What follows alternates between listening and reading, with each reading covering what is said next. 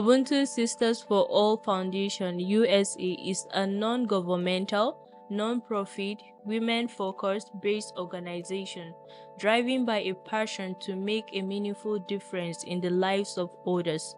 USA was established on the 10th of January 2018 and registered as an incorporated trustee on the 10th of March 2022 with the Corporate Affairs Commission (CAC) with certificate number CAC/IT/NO175741. Our purpose is rooted in the African philosophy of Ubuntu, which means I am because we are. We believe that our collective well-being is intervening and supporting one another. We build a more compassionate and equitable society. We are focused on women empowerment, community development, support and advocacy, facilitating severe and economic and social projects like microfinance, vocational and entrepreneurial skills, livelihood, health education, food security, peace building, women rights and justice sanitation, to take local and global development challenges driven by a value-defined culture. We are passionately committed to USA, being an organization where everyone is welcome, respected, included, and empowered to their best. Our vision: an inclusive, equitable society that is more compassionate. Our mission: to provide resources, support, and empowerment to vulnerable individuals and communities to fulfill their full potential. Solidarity: we stand together in unity and support. Compassion: we embrace empathy and kindness in all we do. Inclusively: we embrace diversity and promote equal opportunity.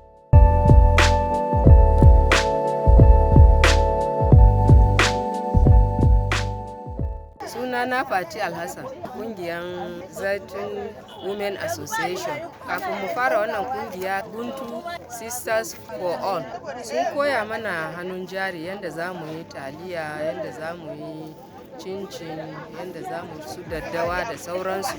Kuma gaskiya mun samu karuwa, musamman ni da kaina rayuwa na baya tafiya yadda ya kamata, amma tare da wannan kungiya an na samu abin da zan yi hannun jari, kamar sayar da kati. Nakan sayi kati a kai wurin aiki in sayar, dan samu taro sisi ina tallafa ma iyalina. Banda kati din ma ni nakan yi taliya din, yi daddawa ma da kaina a cikin gida domin in sayar in tallafa ma iyalina a cikin gida. Sunana Mrs. Lydia Benjamin, sunan group din mu Zeti Women Association. Gaskiya rayuwa na kafin project din nan, gaskiya babu walwala sosai kamar yanda aka kafa group din nan. Ina aje dan ajiya kaɗan ina murna cewa with time idan Allah ya kawo kamar yanda yau muka zo rabiya din nan, na san zan samu kuɗi. Amma da gaskiya bana ajewa, wanda ya wuce kenan. Gaskiya ina farin ciki sosai. Yawwa gaskiya a project din nan tunda nake ina ganin taliya ne kawai a sachet, amma ban san ya ake yi ba. Amma saboda wannan group da aka buɗe mana, na ga yanda ake yin taliya. Yanzu zan iya in yi taliya da kaina mu ci a gidana. Haka kuma sometimes mukan yi ma daddawa, duka na ga yanda ake yi. Ni ma yanzu zan iya, kuma zan iya koya ma 'ya'yana. Gaskiya akwai karuwa sosai. Gaskiya yanzu ina farin ciki zan je kasuwa in dan yi cefane, mai gidana da yarana su ci su ji daɗi. Wannan kungiya muna buƙatar kuɗi sosai domin mu kara kungiyar ta haɓaka. Ya kamata mu kafa wasu group su ma su ji daɗi da mu ma muke ji din. Duk wanda ya zauna ya yi tunani yadda za a empowering women din nan, Allah ya sa mishi albarka, ko Allah ya sa mata albarka. Sunana Afrodiya Samuel daga Bauchi. Muna kungiyar adashi ne na Zeti Women Association, shi ma Bauchi yake. Wannan project din dan Ubuntu Sisters for All Foundation ne suka zo da wannan project din. So kafin project din nan, life was very hard. Ba inda mutum zai yi, har na lose hope. A mutum da suka zo da wannan project din, inda mu samu har da shi na samu na fara wannan, da na cilo na samu na fara wannan business, har na samu na mayar musu da kuɗin da na karba, amma ga riba na saboda charcoal ya fitar min da riba. Kuma a the same project wanda dan untu suka koya mana, sun koya mana da ana yin local spaghetti, sun koya mana da ana yin biredi, sun kuma koya mana da ana yin daddawa, cincin. Duk irin wannan abubuwan sun koya mana kuma mun koya, mun iya muna yi. Kamar local spaghetti wancan kama ina yi ina packaging na shi ina sawa shago. Kuma sauraro idan kuna son local spaghetti wanda an package muna da shi kuma muna siyarwa. My name is Rose Auta. Zeti Women Association Yalwa Sakani.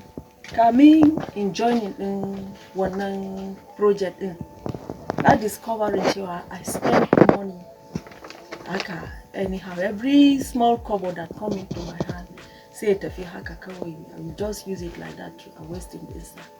So at the end of the day, I may not even have abunan wani dan ajiya da na ajiya a kasa. Until when I joined this association, I find out that like every day, every blessed day, we use money to buy vegetable. I have now found that I have a small space at my backyard. Nature, I can make this place to be useful. So I now started this backing farming, gardening. I started this backing gardening. At least for now we have, I've planted and harvested and planted and harvested. This is the third batch now that I planted. This one is about 2 weeks ago, 14 days old now that I planted this one. And I will encourage other women. So some opportunity then they should join us in doing this. I never knew that from the little 7 I can get a huge amount like this. And now this one again, will encourage me to open up a better business than this one. I'm expecting to get more income than the one I've just received today. I'm so happy. Zan so koya ma sauran mata that ba abin da ba shi da amfani. Everything is useful. We can make abin da ba shi da amfani mu mai da shi ya zama mai amfani. For example, look at wannan roba. A ce ba abin nan ba ko sai a yar da shi ko a kone shi. But we have now used it. Ya zama mana gona. We plant and we eat abin and the fruit that we have planted there. So, komai da muka gani is useful. We can turn every ways to make it abin and useful. Duk shara da muke sharewa a gida mu je mu zubar haka banza kawai don we just pack it. Sai mun filling this a cikin bag manure. Shine sai mu yi wannan. Ina gode ma DEC. Addu'a na shine Allah ba su cin gaba cikin aikin su wanda suke yi domin sun taimaka ma rayuwar mata. Mun samu cin gaba musamman mu matan Zait Yalwa branch mun samu cin gaba kwarai da gaske. Na gode ma USA at least sun ɗauka batun mata ya zama abin nan damuwansu. Domin an ce when you empower a woman, one woman, at least you have empowered a whole nation. Like this little one I'm doing, it's not only my family that will benefit from this, even the neighbors will take from this too. Now go de masu. I'm grateful to USA. Amos. Woman Association. Muka zuba kudaden mu kuma Allah ya sa muka yi rabiya cikin koshin rai da lafiya. Ina ajiye kudi. Amma da na je aka shirya na ce bari da zo in koya ma kara koya nan shi yasa na zo. Na an koya mana yin cincin, koya mana biredi, koya mana daddawa, taliya. Na gode ma DEC yadda suka samu muka tara kudi muka raba mun ji daɗi. Suka bi da mu dalla ko me mu da ban taba yi ba ma wannan amma gaskiya na samu kaina ya gyaru mai kyau yadda zan dinga yin wannan abu. Na gode ma USA, na gode masu Allah ya masu albarka. Shawara na shine mu ci gaba mai kyau. Idan har za ki yi shi da gaske banda a zo a bi ka bashi kana zo kai na ta biya din nan ba kyau. Ka yi kokari ka biya daidai karfin ka kada bi ka bashi. Ni ne mai suna Sarah Pa'am, a member of Zaiti Women Association. Mun fara wannan group ne da taken taimakon mata. Kamin na shiga wannan group din, da ina gaskiya ina da matsalolin samun kuɗi na farin aiki, amma da na jona dan sabili da ana dan bamu loan, so daga cikin loan din na dan samu na siya kayakin aiki. Kuma kudaden da na samu daga ajiyewan 200 har ya haɗu yayi da yawa haka. So ga abubuwan da kuma na samu na iya na yi su gansu waɗannan jakukuna ne, akwai ma wallet na maza, akwai na mata. Ina godiya sosai ga DEC da kuma Zaiti Women Association. Talatu Ali, Zaiti Women Association. To rayuwa na ni abinda business da nake yi, ina shinkafa. Na kan je kauni shinkafa in yi gumi in sai da ɗanye mu kai kasuwa sai riban in ya hawa kai. Kungiyar ta amfani mu sosai, gashi yanzu mun zuba kudi a gefe, mun samu kudi, yanzu kudin jari na ya karu. Zan fara business nawa da karfi. Mun gode ma wannan kungiya, mun gode ma DEC da ta kafa mana wannan kungiya, mun gode, mun ci moriyarsa sosai. Bari ubangiji Allah ya sa su girma su fi haka. Mun gode ma USA da abubuwan da suka mana a cikin wannan kungiya. Dan so da in ci gaba, tun da cike na samu kudi, kuma na samu kudi zan ci gaba kai. Allah ya kai mu shekara mai zuwa.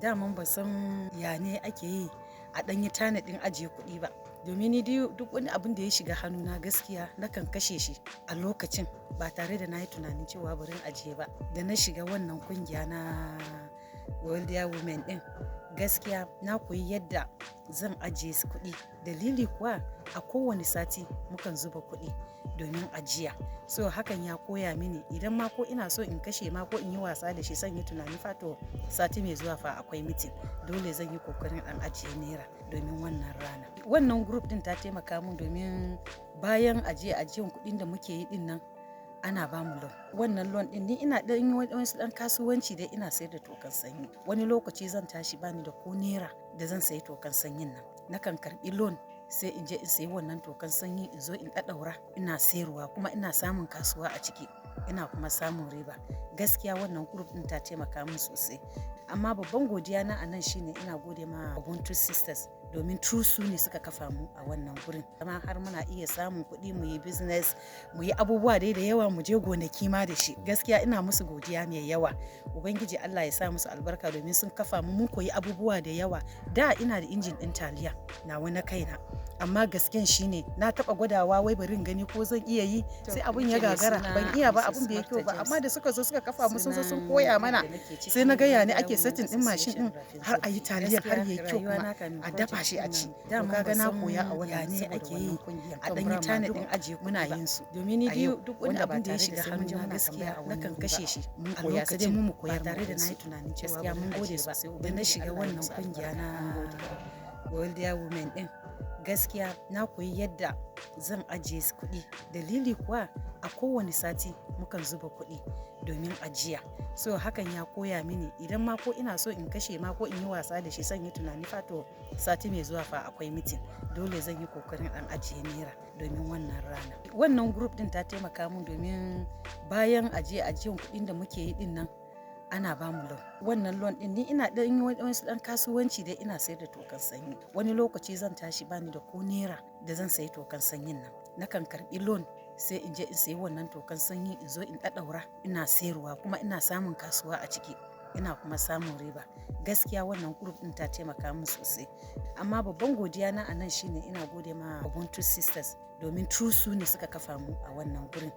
My name is Yaldan Madalla, part of the Worldwide Women Association, Rafin Zurfi. My life before the project. Personally, I'm not able to save, be able to meet up with some of my daily needs. For example, I'm a farmer. Saving for fertilizer and insecticides is challenging, but through this project, I'm able to save and also meet these challenges. And we were also taught how to make this local thalia and Tom Brown, which has also enhanced our living, because we are able to save and get to sell and get more profit to also add to our savings.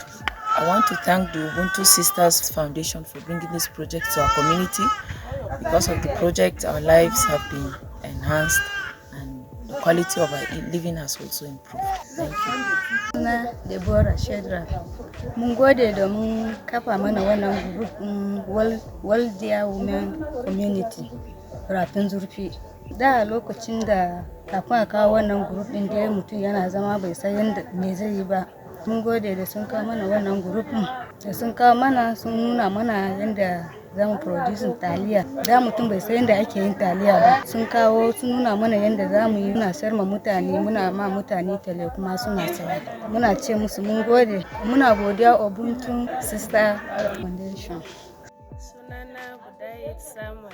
Sunan kungiyar na kuma shine Waldiya Women Community Rafin Zurfi. Kamin mu fara wannan program din lokacin muna zama ne kawai. Before ba ma san yanda ake yin taliya ba, amma da na haɗa kai da wannan kungiya na san yanda ake yin taliya, na san yanda ake yin su Tom Brown, wasu abubuwa da yawa wanda dama ban san yanda ake yin shi ba. Kuma ya koya min yanda ake savings. Don ka ce ka aje da kanka wani lokaci ka shiga matsala za ka iya cirewa tunda yana wajenka ne, amma tunda wannan a kungiya ne bayan da za ka yi ka cire. Muna gode kuma wannan kungiya especially Ubuntu Sisters Foundation. Mun sami karuwa sosai ta wannan kungiya, muna ce musu mun gode. Esther Anthony. Sunan group namu shine Waldiya Women. A gaskiya rayuwa lokacin da wannan ba zo an kafa mana wannan kungiyan ba.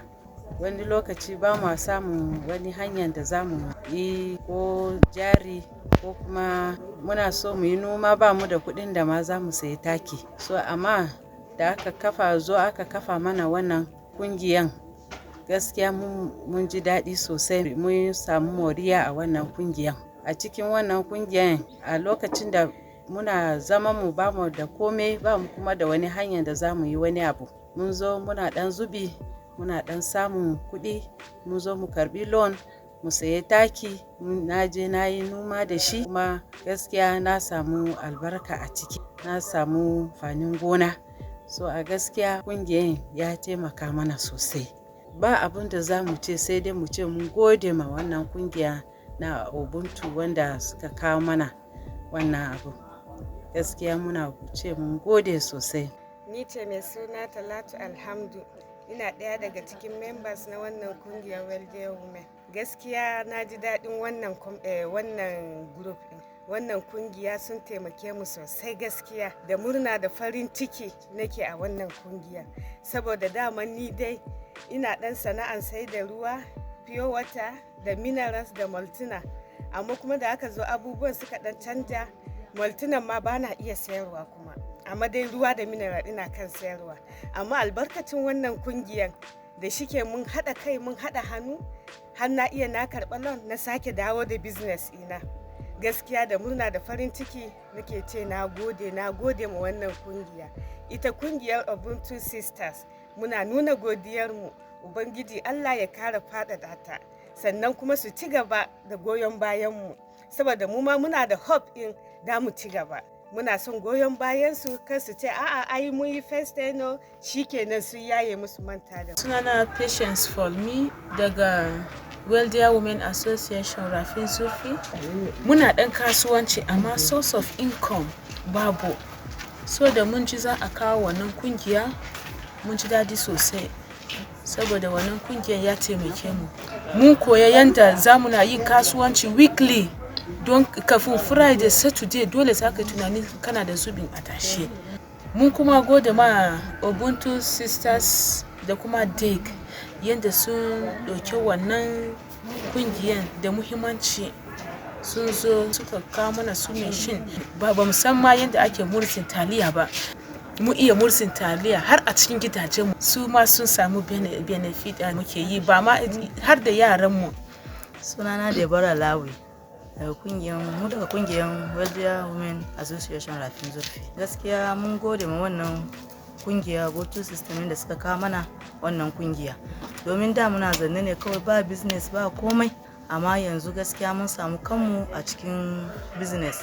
Kamar ni don da na kan zanna ko irin rashin lafiya haka, in na zo na karbi loan anan nakan je in yi jinya da shi, sannan kuma nakan zuba irin kaji. A albarkacin wannan kungiyar ne na samu kaina a wannan business din, kuma gaskiya na gode musu domin taimakon da suka min sosai a wannan kungiya. Sannan kuma ina gode ma wannan kungiya domin abubuwan da suka mana da dama a cikin wannan rafin zurfi, kuma muna gode muku domin abubuwa da dama da kuka taimake mu da shi. Rokona nan shine ku kara ba mu wani abun da kaman ku kara mana kudi yanda za mu kara mu girma mu ma mu kafa wayansu sosai daga wannan kungiya.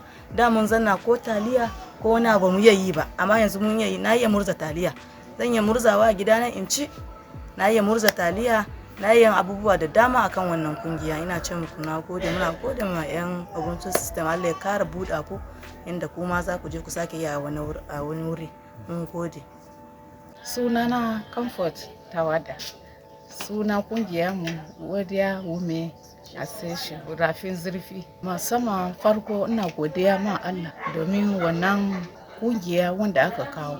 Wannan kungiyar gaskiya akwai taimako, saboda dama muna nan a zube haka ba mu san me muke yi ba, amma da an kawo wannan kungiyar to ya sa mu muna yin wadansu abubuwa. Na samu shigowa da kudi wanda muna samu, mu ma muna samu muna bayarwa, don bai da sauki a ce kowane sati kana kawo kudi.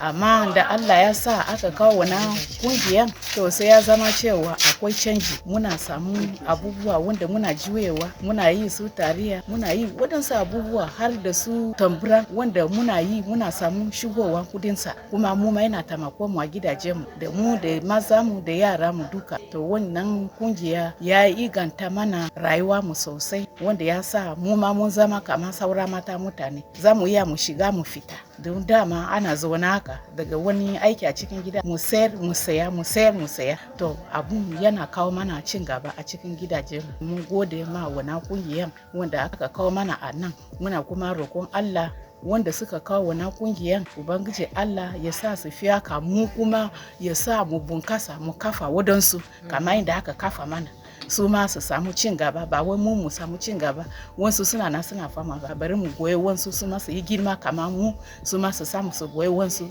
Kungiyar kuma ya zama yana tafiya yana yaduwa. Namu karuwan kenan inda na samu a cikin gida. Yawa mu kuma gode ma wanda suka kawo wannan kungiya, mu gode masu, mu gode Brave for the World inda sun kawo mana wana cin gaba. Muna kuma yi masa addu'a mu ma mu fi haka, mu yi girma inda ya kamata. To mu gode. Sunana Mata Paul, kungiyar mu Worldwide Association rafin zurfi.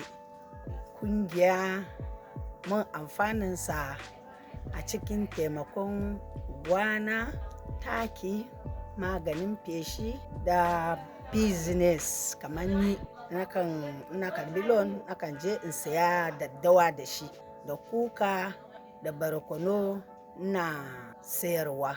Kafin sati ya iso sai in so in samu in bayar da nawa zubin. Gaskiya ko ina da damuwa a anytime na buga kofa akan bani in taimaki kaina. Na ji daɗin shi sosai, saboda ko ta wajen ciwo ma yakan fitar da mu a wurin, domin akwai damomi da yawa da damina. Gaskiya mun ji daɗin shi yanda kuka kawo mamu wannan kungiya a nan rafin zurfi. Ana wani ji daɗin shi yanda na yi business da shi, kuma har yanzu na kai fa, ba wai na bari ba, ina kai. Na ji daɗin shi. Allah kuma ya taimake mu. Sunana Patience Zainab Kolawole daga Worldwide Women Association rafin zurfi. Gaskiya rayuwa tana wahala a lokacin, domin kana da bukata ma ka nemi wanda za ka nemi kuɗi babu. Amma da wannan kungiya ta zo, da wannan tallafi ta zo mana, gaskiya ya taimake mu sosai, ya kawo mana saukin rayuwa, wanda mutum baya running helter skelter, ina ne zan samu kuɗi, ina ne zan samu kuɗi. Amma da yake kana da kungiyar da kuka haɗa kai da mata, ka zo ka nuna kukanka, nan da nan ka samu biyan bukata. Gaskiya duk abin da za mu ce muku, Allah ya yi albarka, Ubangiji Allah ya daɗa buɗe hanya ku fi inda kuke yanzu. mu ma da kuka soki hannu kuka sa a ƙasa kuka ɗaga mu, Ubangiji Allah ya kara ɗaga ku don ku sake jan mu. Mun gode sosai domin wannan abin da aka kawo mana program ɗin ya taimake mu sosai. Gaskiya mun gode mu USA sosai da wannan tallafi. Ubangiji Allah ya ƙara muku basira. Ubangiji Allah ya bar ku da rai. Sunana Mary Benjamin Bature, ina nan a Rafin Zurfi, muna cikin kungiyar Walda Women Association. Kungiyar nan ta taimaka mana sosai. Da muna zama ba mu san sana'ar da za mu yi ba, amma ta wurin kungiyar mun iya samu sana'ar yin taliya, Tom Brown don mu taimaki iyalinmu. Har muna taimaka ma waɗansu, muna sayar ma don mu gina gidajenmu. Mun gode wa wanda suka kafa mana wannan kungiya. Mun gode wa DEC da suka kawo mana wannan aiki a nan. Allah ya musu albarka. Mun gode wa kungiyar USA da suka kawo mana wannan aiki. Ubangiji Allah ya sa ma wadansu su ma mu samu mu taimaka ma wadansu. Shara na ga kungiyar matan da ba su sani ba, mu yi kokarin mu jawo su, ko mu yi kokarin mu kafa ma wadansu don su ma su ci gaba kamar yadda mu ma mun samu muna tallafawa iyalanmu. Sunana Mrs. Sarah Ibrahim Wakili daga Waldia Women Association a nan Rafin Zurfi, Bauchi State. Gaskiya rayuwa na da ina samun cikas wajen tallafawa wa mai gidana wajen ko kudin makarantar yara ko kuma wajen siyan su taki da su maganin gona, amma da wannan kungiyar ya zo ni ma na zama mataimakiya mai kyau wa mai gidana. Muna yin gonan mu, muna bukatan kudi, za mu shiga kungiya mu karba aron kudi mu dawo da shi a lokacin da muke so, kuma da dan riba, kuma riban nan yakan zo kuma ya taimake mu yayin da mun mar da shi wadansu masu samu su masu karba ya taimaki rayuwarsu. Mun koya yin su taliya, abu ne wanda ana ci a wannan community namu, abu ne wanda mutane suna so sosai. Su daddawa kuma abubuwan da muke yin miya da su ne. Mun zo kuma muna yin su Tom Brown, irin kunun da ake damu wa yara da safe su sha ciki ya dumi a tafi makaranta. Duk wayannan mun koya yin su kuma mu sayar da su a farashi mai rahusa mai kyau, kuma wanda mutane su samu su siya, mu ma muna dan samun riba. Na gode ma kungiyar DEC da suka ga ya dace domin su zo su ba mu karfi, su ba mu tallafi a wannan fannin. Muna ce su kara kokari don muka benefitin sosai, za mu zo mu bude a wasu wurare daban-daban, amma ina ba su shawara saboda su kara kokarin bude wannan kasuwanci, su bude su wayar da wannan kai din a wasu angwane, saboda mata ma su samu wayarwa, rayuwarsu ma ya ci gaba. Godiya domin ita USA tun daga sama kenan ta ga ya dace ta sokar, banshin ta sokar wa DEC kuma ta ga ya kamata ta shiga lungu-lungu domin ta wayar da mata. To gaskiya wannan abu ne mai kyau sosai, kuma na ji daɗin shi, ba zan bari ba.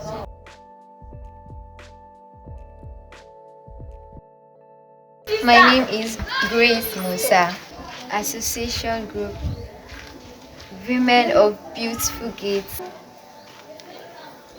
Before I started contributing the money, I never had purpose and plan for it. I started thinking on how to start contributing. Then we were called to join the association that this association, in which they told us that we benefit a lot in it, and in which they started teaching us many things. They taught us how to make talia and chin-chin, that if we go to our homes, we'll do it ourselves and benefit from it. So I started. She has been contributing, and along the line she was not able to continue with the business because of one or two things. So her husband was there to help her in giving her some money to contribute. When I collected the money, she collected the money, a little amount, because she had issue in school. She had to pay her children's school fees, and also yes, I will continue. Okay. She could not stop it. and also she will invite not only her friends but her relatives to join in. I want to say thank you for this. My name is Sainin Chumai. My father name is Ishaya. The name of my association, Women of Beautiful Gates. My life before the project.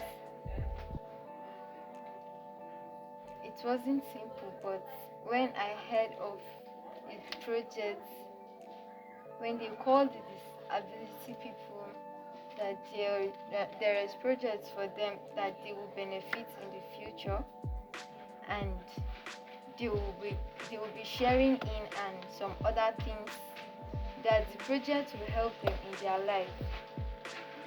So she picked interest in it. When I started the project, I was there, I was paying attention to the teaching, and they were teaching us how business, yes, and we're contributing, and they said in the future they will share in what we've contributed. When the organization came, when we saw them, we did not stop it, we continued. Okay. That time she had some little issues. She has a child, her daughter was ill, so she decided to come to the secretary to borrow money to treat her daughter when she was down, and her daughter is okay now, and with that she was able to repay them back. And she said without this project, with the project, it helps her to